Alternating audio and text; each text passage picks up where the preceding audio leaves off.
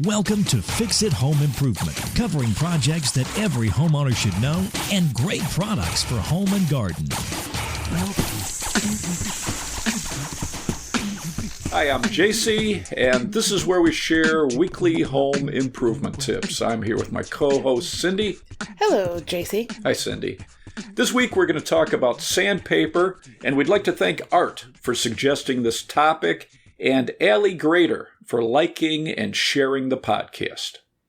An English inventor was manufacturing sandpaper in London in the 1830s, and originally they would cover paper with warm animal glue. Ew. And then a powder of sand or crushed glass would be applied to the glue by hand. Ouch. When the glue dried, the sheets would then be cut to size by hand.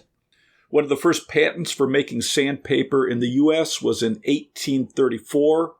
In the 1920s, 3M patented one of the first wet-dry sandpapers, and they're still a leading brand in sandpaper. Cool. What is sandpaper? If you're getting sheets of sandpaper, the backing is going to be paper or cloth made from cotton or a synthetic material. An abrasive coating is glued to the top of the sheet. The small particles or grit can be minerals or synthetic material that has sharp points or edges that will smooth or remove material from surfaces. The standard size for a full sheet is 9 inches by 11 inches. There are half, quarter, and third sheets. 9 by 11 inch sheets of sandpaper are good for hand sanding or cutting to fit a sanding block or sander. It's a versatile size. Cool. How is paper backing on sandpaper rated? Paper backing comes in grades A, C, D, E, and F. A is the lightest weight, and it's going to be the most flexible. F is the heaviest weight and the strongest. Interesting. How is cloth backing on sandpaper rated? Cloth backing comes in grades also. F, J, X, and Y. F is the lightest and most flexible. Y is heavy duty. So that's not confusing. F on paper is heavy duty. Right. And F here is flexible. Right. Pick a lane, people. What is grit? The grit is a guide to the coarseness or the size of the abrasive material. The higher the number for the grit, the smaller the abrasive particles are, and the smoother it will sand a surface. The lower the number for the grit, the larger the particles are, and the coarser it's going to be. How is grit rated? The Coated Abrasive Manufacturers Institute, or CAMI, it's C-A-M-I, has a grit scale for the U.S. I saw one chart that started at 12 for extra coarse, going to 1200 for extra fine. Another chart started at 80 to 1500. A different chart I saw was from 16 to 3000. Wow. But when I looked at my local home centers and hardware store, sheets of sandpaper ranged from 60, which is coarse, to 400, which is considered extra fine. In Europe, the Federation of European Producers of Abrasives have their own grading scale called FEPA, F-E-P-A, and there's usually a P in front of their number, like P60 for coarse grit. The two scales are similar in the coarse range, like 60 and P60, 120 and P120. Okay. With the higher numbers, though, there was quite a difference. 800 grit for CAMI was P1500 for FEPA. What about the terms coarse, medium, and fine on sandpaper? What is coarse sandpaper used for? Coarse is used to remove material, strip paint or finishes. You can use it to remove rust on metal. You can use it to shape wood or smooth rough wood. Coarse sandpaper can be used to sand down wood to match surrounding wood, like if you're building a drawer and need to remove material for a flush connection. Okay. What about medium and fine sandpapers? Medium is used for smoothing surfaces. You can use it before you paint or put on a finish. Fine sandpaper is used to finish smoothing a surface like wood or to scuff up a finish. Some polyurethanes or varnish need to be scuffed up between coats so it sticks better and it removes imperfections. Okay. When we went to the home centers around here, they primarily only carried 3M sandpaper. Right. What is their grit guide? On the 3M sandpaper we looked at, their guide said to remove material, use a 60 to 80 grit sandpaper. Their 60 grit sandpaper is marked coarse and recommended for heavy removal. 80 grit was labeled coarse and recommended for moderate removal. Their guide said if you're smoothing a surface, use 100 to 150 grit sandpaper. 100 grit was marked as medium and recommended to remove flaws from a surface, where 120 grit sandpaper was labeled medium, and they said you can use this to flatten the wood grain. 150 grit was labeled medium as well, and it said use this to smooth wood. 3M says to sand between coats with a sandpaper between 180 and 400 grit. 180 grit is considered fine, and they say you can use this to level a finish. 220 grit is also fine, and you can use this to scuff up a finish. 320 grit is labeled extra fine and can be used to smooth the finish. 400 grit is extra fine, and it can be used to sand the final finish. Okay. What is friable? Friable means it crumbles or breaks into smaller pieces. With highly friable grit like aluminum oxide or silicon carbide, as the grit breaks down, it creates new sharp edges so the sandpaper lasts longer. Cool. Yeah. What is open coat? Open coat is less densely spaced grit. The space between the grit is good for soft material. Open coat sandpaper is generally less aggressive and it has a longer life.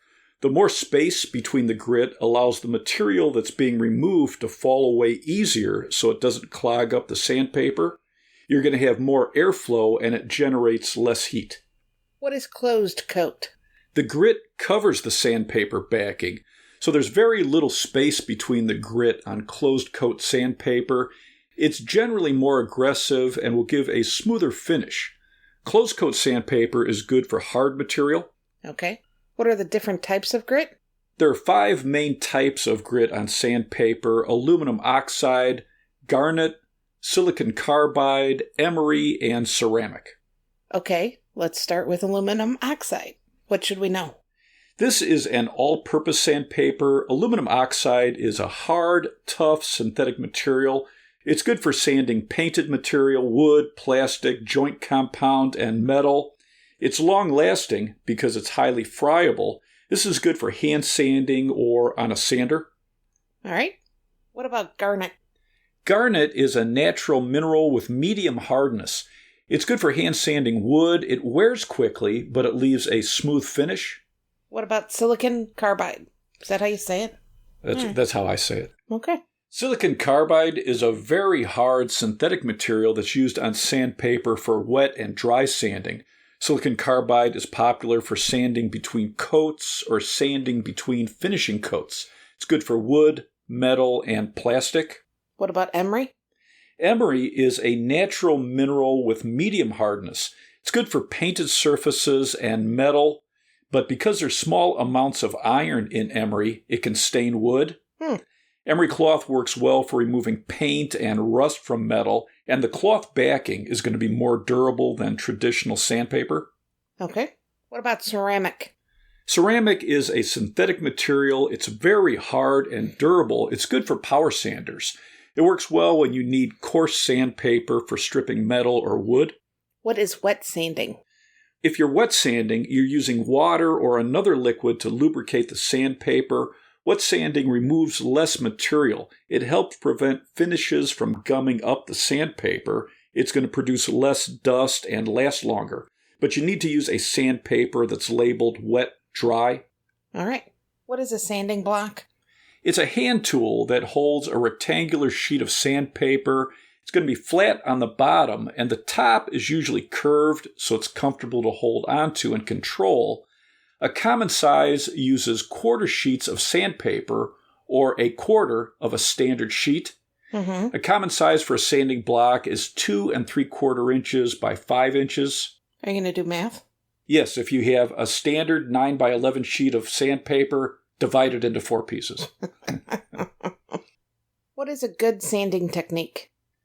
In general, for sanding large areas of wood, use a sanding block. It's going to distribute the pressure evenly over the sandpaper for a smoother finish. It's going to give you more control and it's going to be more comfortable for a large project. Sanding is hard. It can be. It doesn't seem like it would be, but it is. Right?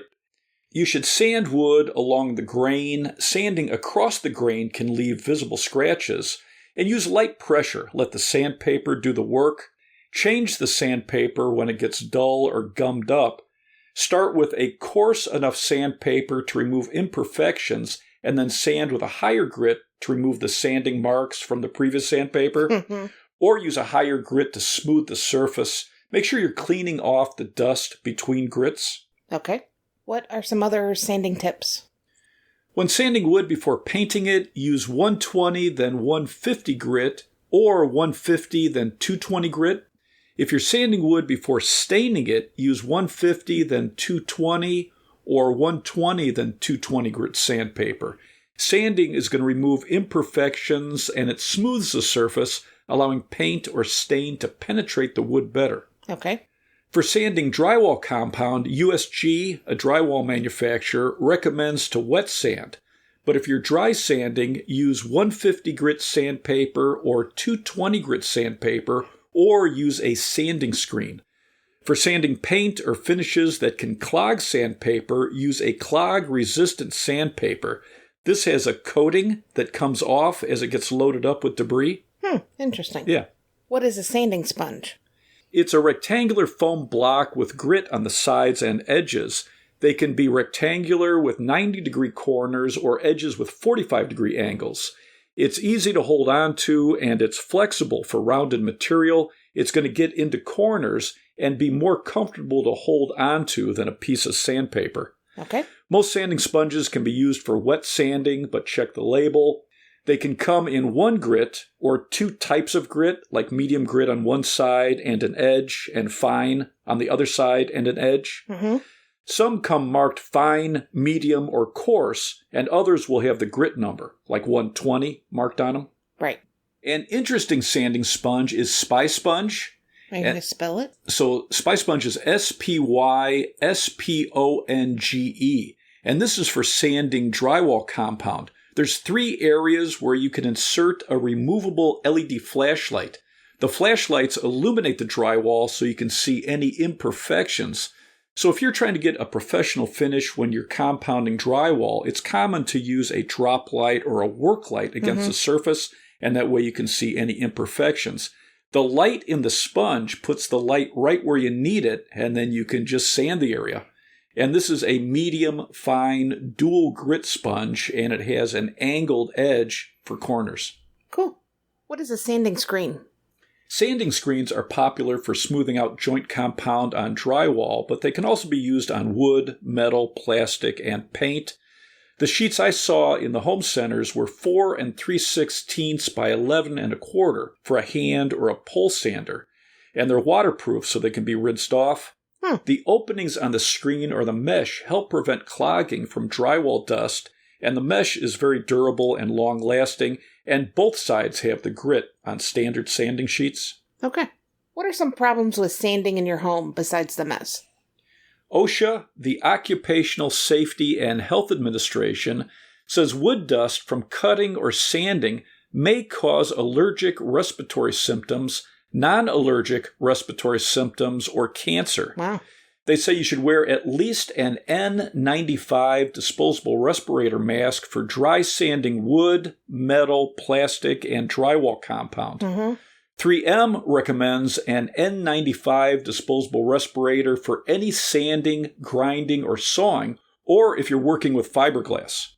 When you're sanding wood projects or sanding drywall, you can isolate a room or an area with plastic to contain the dust in one area. Smart. The company Zipwall, it's ZIP, capital WALL, makes a variety of dust barriers. They have barriers for doorways and systems with adjustable poles so you can block off an area with plastic. And they have zippers that attach to the plastic so you can create a doorway. Cool. And I used this at the condo that I remodeled last year with my son. And it worked great for isolating the area where we were cutting all the flooring because there was a lot of dust. A lot of dust. What is steel wool? This is a pad of thin metal wire that can be used for cleaning or sanding. It's graded like sandpaper, The range is from 4 zeros to 4. 4 zeros is the finest and 4 is the coarsest. International Steel Wool, a manufacturer of steel wool, says 4 zeros extra fine is good for buffing wood, shellac, lacquer, and varnish. 000 is good for buffing, polishing, and removing paint drips. 00 is good for buffing, cleaning, and removing old finishes from antiques. 0 is good for cleaning and removing rust from metal. 0 and below is considered fine. Medium coarse steel wool is labeled 1 and 2. 1 is good for cleaning and preparing wood for the first coat of paint and to smooth a raised grain. 2 is good for cleaning, removing rust, and removing varnish. 3 is considered coarse, and this is good for removing old paint and varnish. It's a good coarseness also for stuffing into holes to block rodents. 4 is extra coarse, and this is good for cleaning, removing paint, and varnish. They couldn't come up with a different grading system other than a bunch of zeros? I need more zeros. How does steel wool compare to sandpaper's grit? International Steel Wool says 4-0 steel wool is roughly as coarse as 300 to 600 grit sandpaper. 000 steel wool is about as coarse as 280 to 320 grit sandpaper. 00 is roughly as coarse as 150 to 220 grit sandpaper. 0 steel wool is around the same as 100 to 150 grit sandpaper. The number 1 is about as coarse as 80 to 120 grit sandpaper. Number 2 compares to 60 to 80 grit sandpaper. Number 3, 40 to 60 grit sandpaper. And number 4, 30 to 40 grit sandpaper. International Steel Wool has an interesting steel wool product for mice. They call it Pest Plug. It's P-E-S-T, capital P-L-U-G. And you can use this to fill any holes around your home. It's made from stainless steel, so it resists rusting. The fibers are coarse and needle-like to prevent mice, bats, rats, squirrels, and other animals from chewing through it. Cool. Yeah. Anything else about steel wool? Steel wool is good for sanding curved material. The pad will shape itself to your work. And it's handy for removing finishes and paint. The disadvantage of steel wool is it can rust when it gets wet, so it's not recommended for sanding between layers of water-based finishes or paint. Small particles can break off and leave stains. Right. Another disadvantage is some steel wool has a thin coat of oil to prevent rust, and oil isn't good for some finishes. Right. It's probably going to be found by the sandpaper in the stores. In some stores, yeah. Yeah. Do you have anything else to add? For some projects and finishes, make sure to use the recommended type of grit. What's interesting about the sandpaper we saw at the home centers, they primarily just carried the 3M Pro Grade sandpaper. Right. And the label did not say what type of grit it was. And we went online and found out it's aluminum oxide. Nobody else is going to do that. And then we went to our local Ace Hardware, and they carried 2 lines of Ace branded sandpaper. One line was labeled that it was ceramic grit, and it came fine, medium, coarse. And the other line of sandpaper was silicon carbide grit, and that also came fine, medium, coarse. So it gave you more options there rather than having to do the research. Right. Let's wrap this up. You can subscribe to the podcast on your favorite podcast app. If you enjoyed it, please leave us a review. You can check out our home improvement videos on our YouTube channel, Fix It Home Improvement. And you can subscribe to that as well. You can download our ebooks, Home Improvement Solutions, What Every Homeowner Should Know, books 1 through 16 on Amazon. If you enjoyed it, please leave us a 5-star rating and review. You can email us at fixitpodcast@gmail.com. You can follow Cindy on Twitter @FixItCohost. And you can follow us on Instagram, Fix It Home Improvement. Thank you for listening. Talk to you next week.